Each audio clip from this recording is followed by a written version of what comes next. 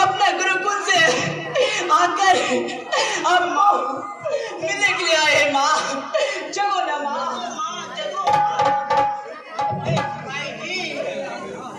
सिपाही जी, राजकुमार, वो क्या हो गया है? सिपाही जी, हम दोनों भाई अपनी माँ को जगाते जगाते थक चुके हैं, लेकिन हम दोनों भाई की माँ अभी तक कुछ ना बोली है। क्या हमसे आए हैं? क्या हो गया फिर? क्यों नहीं है राजकुमार, है शीत कुमार, है बसंत कुमार, तुम दोनों भाई को गुरुकुल से माँ के पास आने में बहुत ही विलंब हो चुका पुत्र।